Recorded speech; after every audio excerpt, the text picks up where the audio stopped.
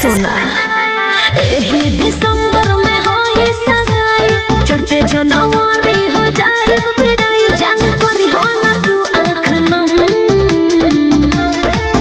तेरी आँख की खुशी ना तेरे जाने का गम नया माल तेरे सामने पहुंचाएंगे हम तेरी आँख की खुशी ना तेरे जाने का गम नया माल तेरे सामने पहुंचाएंगे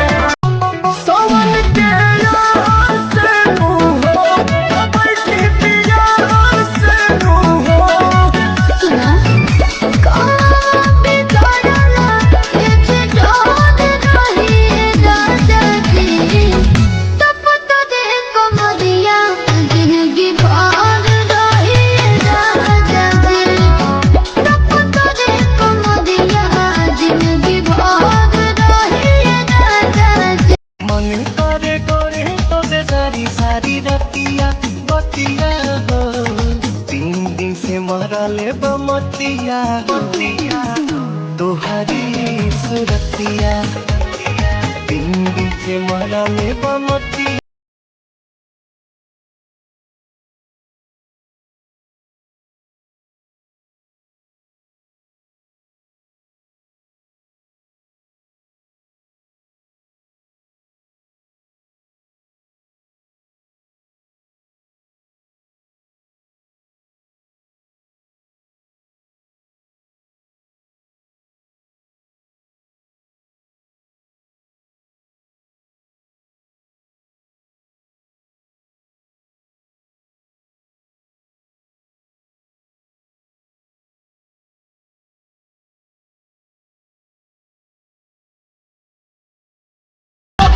पुदीना के चटनी यही से सबको हर ख्याल रखेला करेलू जब गजरा लगावेलू तू गजरा तो देखते ही दिलवा उछाल मारेला बात बात में हंसते हमर पकड़े हर काटा महाइल बा जोर जोर से माथा जवानी राउंड महाइल बा खाटा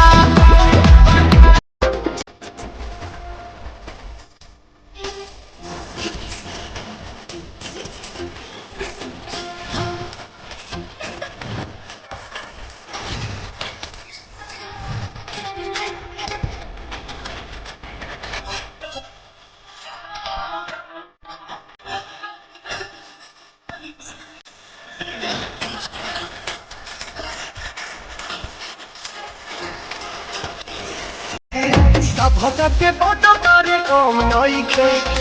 और पिस्तौल बेटा काम नाई खे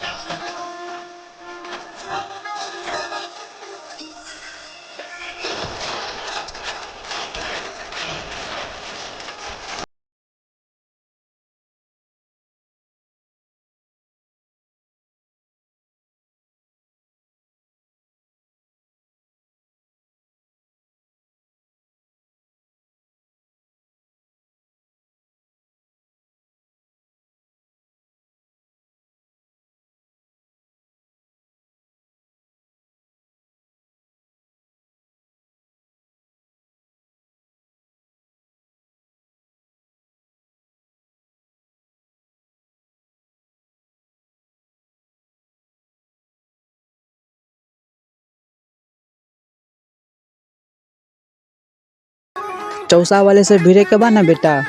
पहले अपन बीमा करा लियो। क्योंकि शेर से दिल लगाना सबके बस की बात नहीं। अरे जहिया मारब तो के कह के मारब करे जा, चाहे तू ग्रुप के चमचा हो के या बादशाह। स्माइल जब पवन के स्टाइल जान देखाबू। हमार वादा बा करे जा तो से,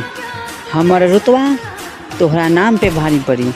बदमाश बना की नाम में भगत आदमी था दुनिया। शेरों के शेर लड़ाई तू चाहे अकेले लड़ो या बीच बाजार में, सामने वाला तोहर होश उड़ा दे अगर ओकर घोर है चौसा बाजार में। शेरों के शेर हमें बतावे के परी पवन सिंह के दबा।